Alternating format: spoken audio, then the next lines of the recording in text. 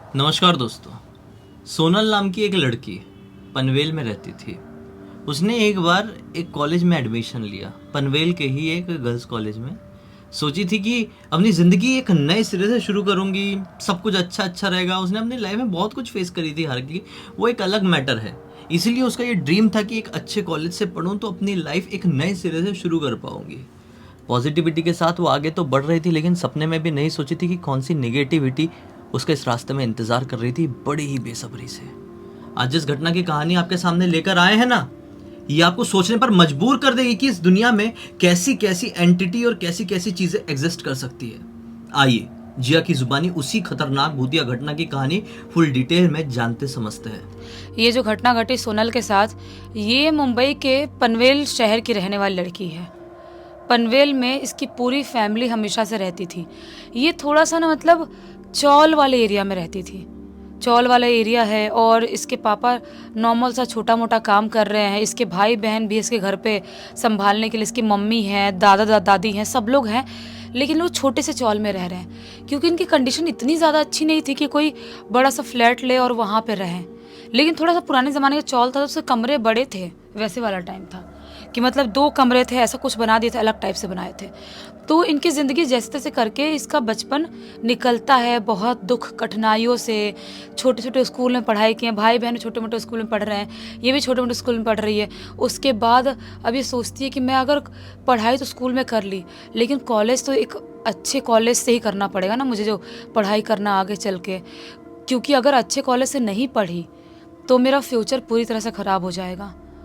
अच्छे कॉलेज से पढ़ाई नहीं होगी तो कोई भी कॉलेज में थोड़ी चली जाऊंगी। बहुत सारे कॉलेज के बारे में पता लगाने की कोशिश करते, पनवेल में भी, उसके आसपास बाहर भी, लेकिन उसको कोई अच्छा कॉलेज मिल भी रहा था तो बहुत ज़्यादा पैसा लगने वाला था एडमिशन में, बाकी चीज़ों में।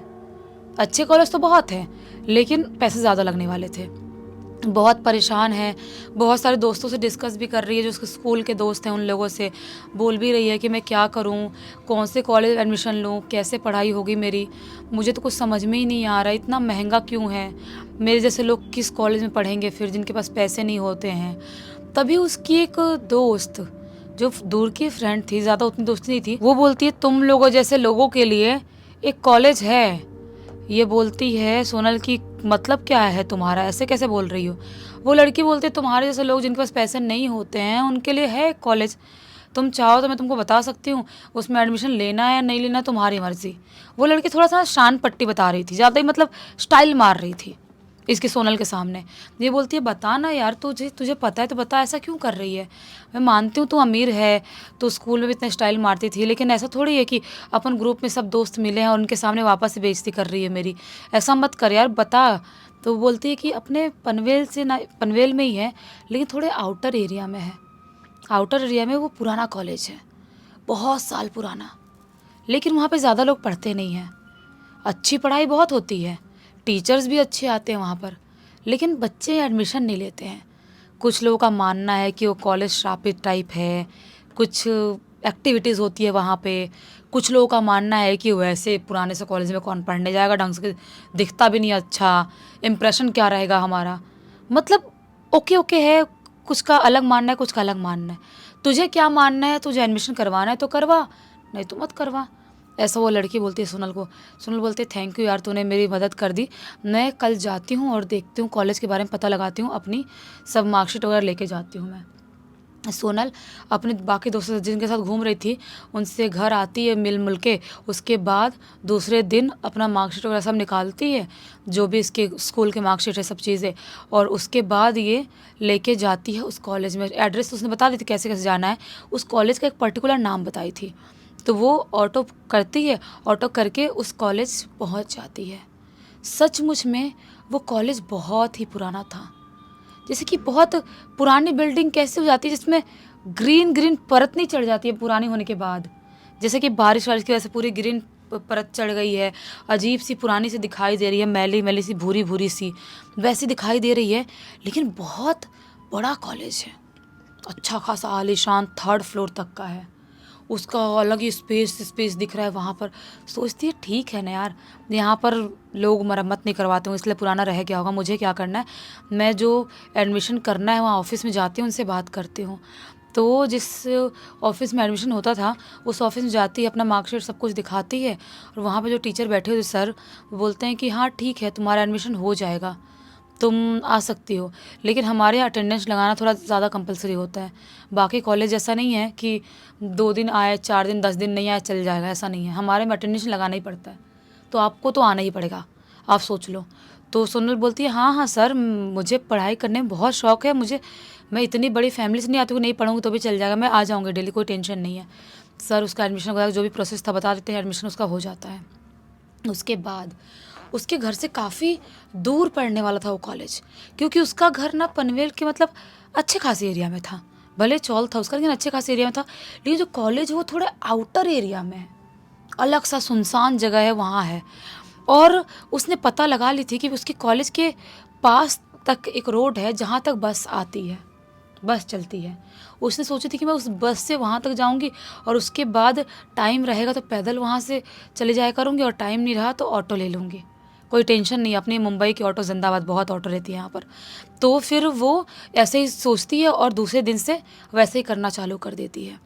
घर से अपना टिफ़िन लेके जाती थी, बाहर से इतना खाने को पैसे नहीं होते थे कि मतलब बाहर उड़ाएगी पैसे। टिफ़िन लेके जा रही है, अपना जो भी पहन के कपड़े वपड़े जाना है, बैग वैग लेके निकल गई।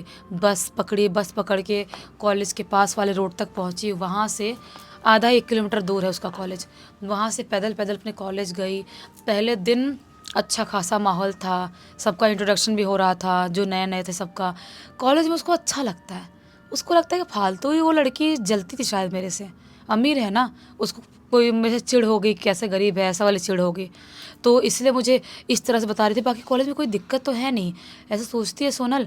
और ऐसी एक लड़की वहाँ पर उसके बाजू में बैठी थी, मीरा नाम की, उससे दोस्ती हो जाती है। मीरा और सोनल की बहुत गहरी दोस्ती 1-2 दिन के अंदर ही हो गई। मस्त ये लोग कॉलेज में भी पढ़ाई कर रहे हैं। टिफ़िन लेके जा रही है सोनल, तो मीरा को भी खिला रही है। मीरा उसको कैंटीन से कुछ खिला दे रही है। बाहर थोड़ा सा छोटा सा था कैंटीन टाइप का। इनकी ज़िंदगी सही से चल रही है। कुछ दिन हो गए वहाँ पे इनको पढ़ाई करते करते। एक दिन सोनल और मीरा ऐसे ही बाहर घूम रहे थे, बाहर वाले एरिया में। बोलती है सोनल कि यार मीरा, ये ऊपर वाला जो 3rd फ्लोर है वहाँ पर कोई पढ़ाई नहीं होती है क्या?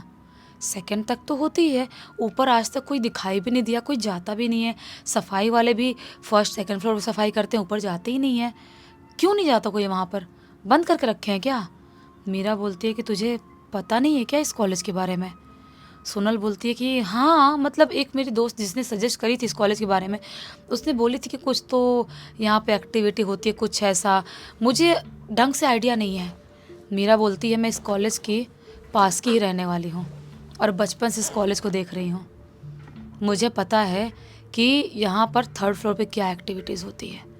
सोनल बोलती है क्या होती है यार, तो मतलब क्या क्या बात करें, मुझे समझ में नहीं आ रहा है। तो मीरा बोलती है जो 3rd फ्लोर है ना, सी विंग जो है, ऊपर वाला सी विंग बोलते हैं उसको, वो वाला बहुत ही बुरी तरह से भूतिया है। एक आरती नाम की लड़की गई थी आज से 2-3 साल पहले 3rd फ्लोर पे, कभी वापस नहीं लौटी। पुलिस भी आई, बहुत लोगों ने ढूंढने की कोशिश की है, हर जगह ढूंढे, लेकिन उसका शरीर तक नहीं मिला, हुआ तो दूर की बात है। तो सोनल बोलती यार मतलब क्या सचमुच में अफवाह नहीं है, भूतिया है ये कॉलेज? तो अपन कैसे पढ़ेंगे यार, कुछ दिक्कत तो नहीं हो जाएगी? मीरा बोलती है तुझे करना ही क्या है 3rd फ्लोर 2nd फ्लोर से, अपना नीचे वाला फ्लोर अपन नीचे पढ़ेंगे और अपने घर जाएंगे। हमको क्या करने का है, कोई भूत है नहीं है, उससे हमको क्या फ़र्क पड़ता है?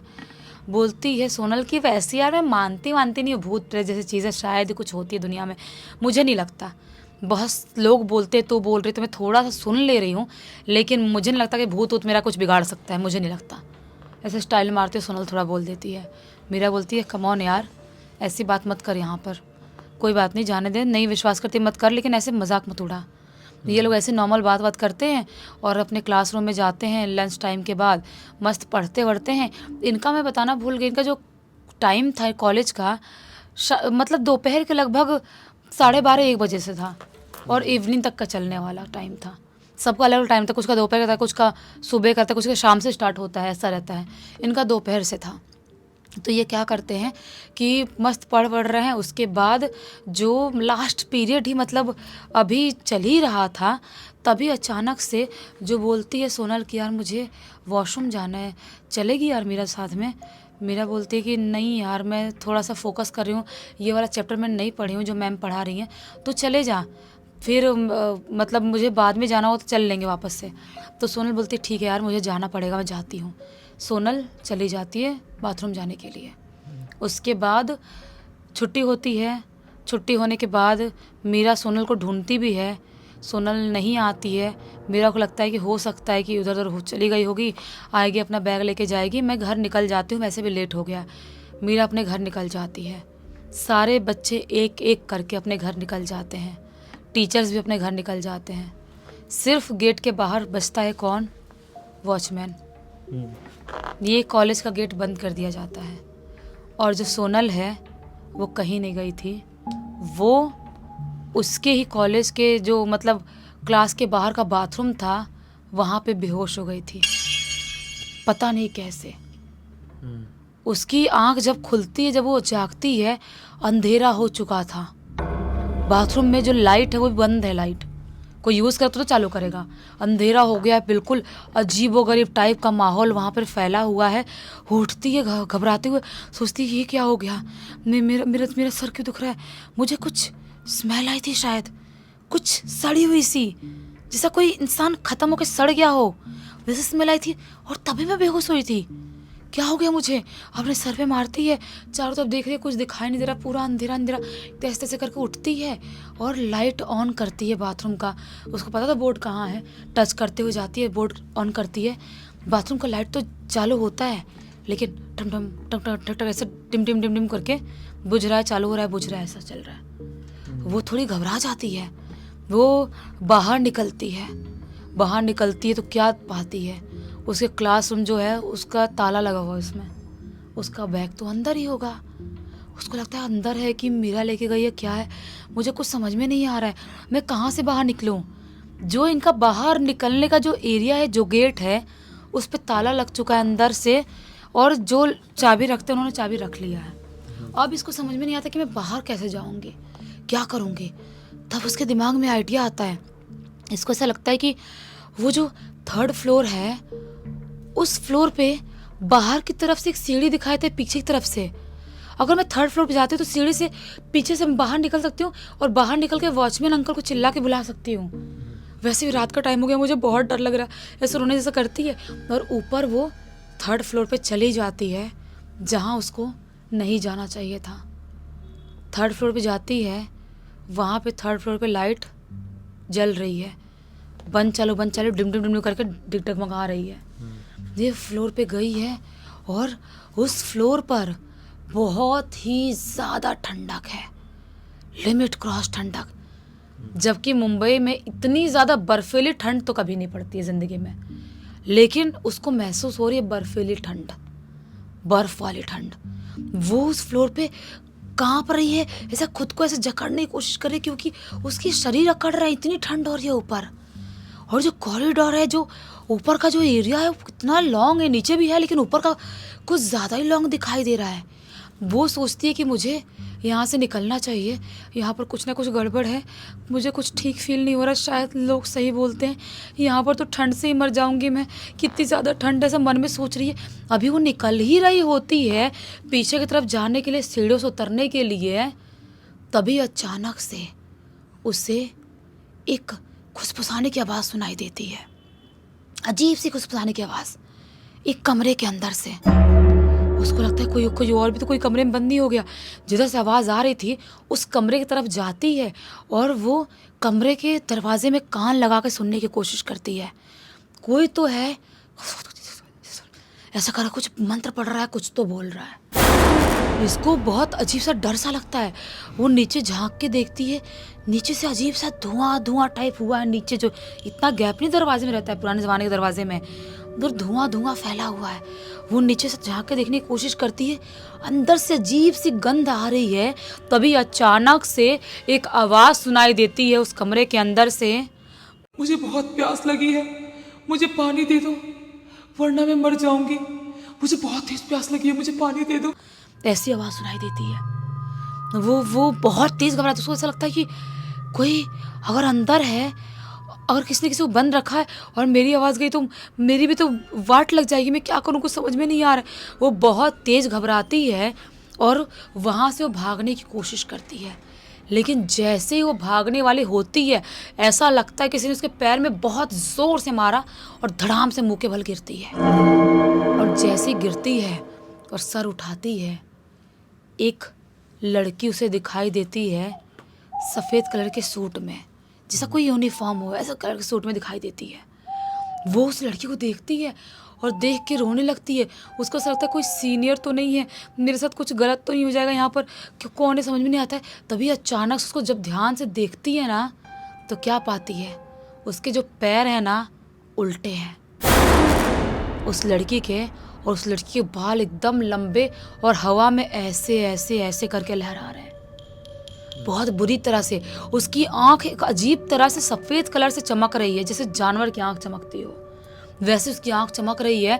वो लड़की इसको देखती है और देख के फिर से बोलती है, मुझे बहुत प्यास लगी है, मुझे पानी दे दो वरना मैं मर जाऊंगी।